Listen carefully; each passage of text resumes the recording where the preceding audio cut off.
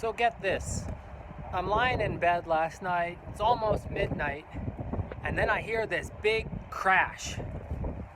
So I get up out of bed, and I walk to the window, I open up the window, and all the dogs in the neighborhood are barking. Someone is cheering from one of the houses over there. And then some of the teachers, we have a little WhatsApp group, they're asking what happened, what's going on, what was that noise? Was it a drone that was being downed? Was it a car crash? Was it an explosion? Well, turns out over the night, that is Thursday night going into Friday morning, Friday the 27th of March, Saudi Arabia, the military intercepted 3 drones that were launched from the Iran-backed Houthi rebels in Yemen. And these drones were all intercepted and did not kill anybody. So that is some good news, I guess. Good news that nobody died. I guess a little bit of maybe bad news that just yesterday and the day before, people were already talking about a ceasefire happening between the Saudi-led coalition of mostly Arab states and the Houthi rebels in Yemen. So I'm not sure if that drone attack, the 3 drones that were shot down, were sort of meant to destroy the peace deal that was or the ceasefire, I should say, that was being negotiated. If it was maybe launched by parties that were not invited to the ceasefire talks. Not really sure exactly the details on that, but it seems that for the time being, the war will continue. So, welcome to another Saudi Arabia coronavirus vlog. Today is Friday, March 27th. It's about 5:40 p.m. and there's always something new going on in the Kingdom of Saudi Arabia, and I'm glad that you came to me to give you some of the details from my perspective here on the ground in beautiful Khamis Mushait in Asir region. Alright, so a little bit of good news. The number of confirmed coronavirus cases in the kingdom is lower than it was yesterday. The increase is lower, I should say.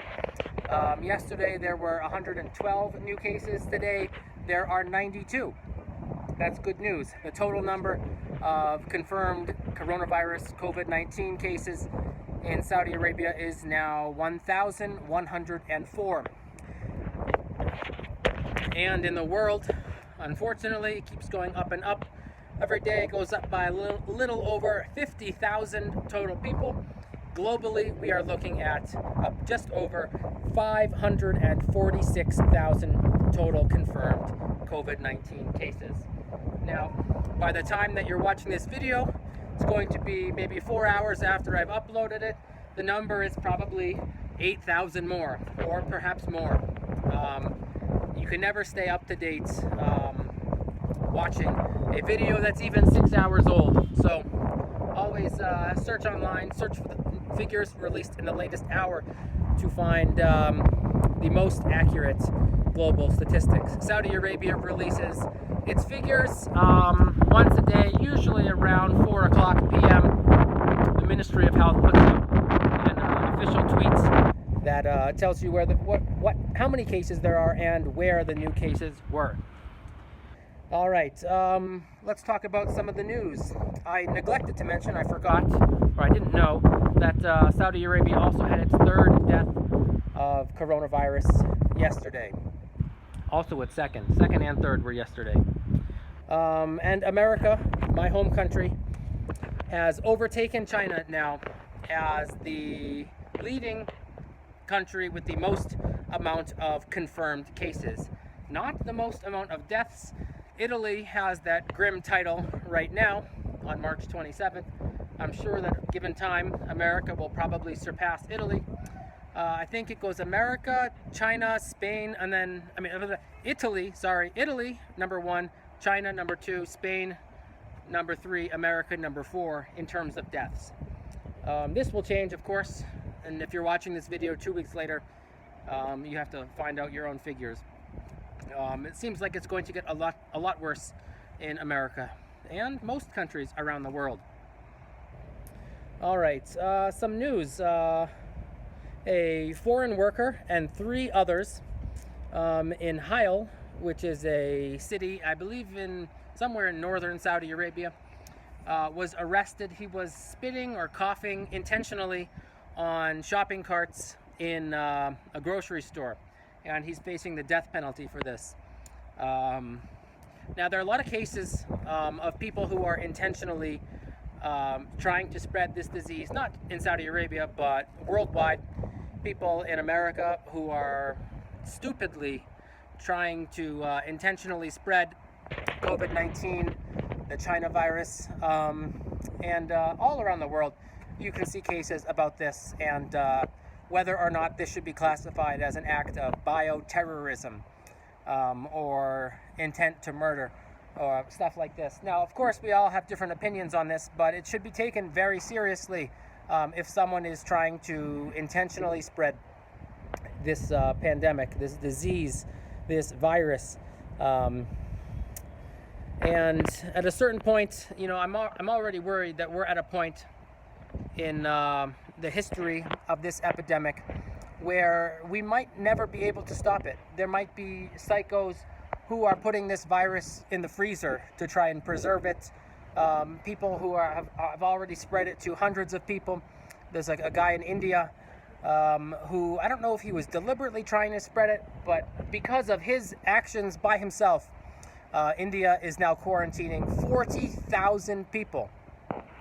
And if you look at the South Korea cases, supposedly there was a woman who refused a test and then went about her daily life. She went to church, she went to work, she went to the grocery store, and people say, I don't know if this is true, people say that she alone is responsible for more than a third of South Korea's total cases.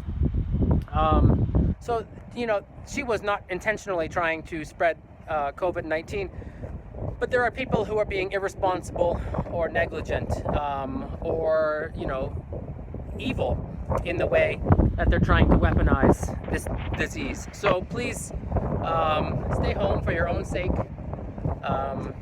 and just stay home, guys. You know, not so bad if you have to just chill out at home for a few weeks. There are many worse things in the world. All right, Fiji Times said that Saudi Arabia released 250 non-violent immigration prisoners and residency offenders. I'm not exactly sure what this means, if these are people who overstayed their business visa or something with their Iqama or their residency permit, but it's just generally a good practice now. A lot of countries are doing this. Even America and Canada, I think, have released people from prison who were serving they were serving for very small times, or crimes, serving for small crimes. And it just wasn't worth it in the middle of this pandemic to unnecessarily keep harmless prisoners locked up, especially when a prison is a terrible and effective vector for disease. And we see this in America already. People who are getting coronavirus in prison. Even Harvey Weinstein got coronavirus in prison, supposedly. All right. I want to just mention the possibility, because Pakistan, the government of Pakistan asked the government of Saudi Arabia yesterday or 2 days ago to sign a Hajj treaty, which I assume means that that Saudi Arabia will agree to let Pakistanis into the country during the Hajj season, which it starts in late July and ends in early August. If you don't know what the Hajj is, I'm surprised you're watching this video. The Hajj is a more or less mandatory pilgrimage that all Muslims have to make at least once in their life if they are able to, if they are in good health and financial standing. They should make a pilgrimage to the Kaaba, which is a large sacred box in Mecca.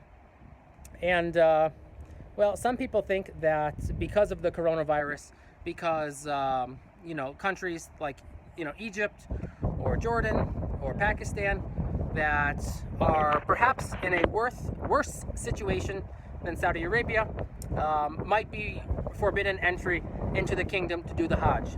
Now, historically, this is not without precedent.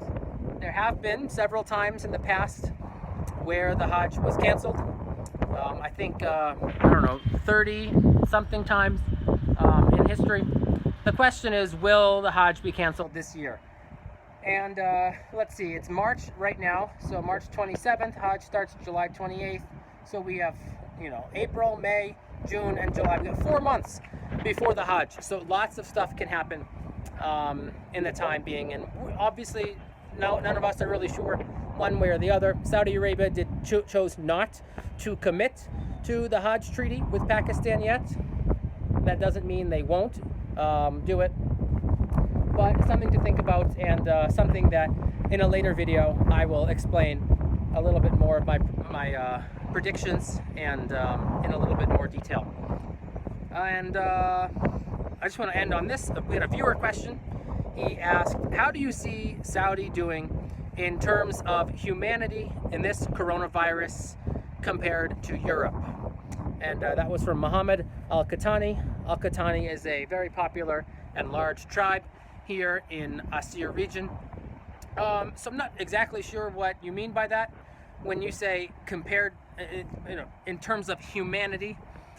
I don't know if you mean in terms of respecting people's rights or doing what's best for humanity as a whole, or you're just talking about the general response between Saudi Arabia and the continent of Europe.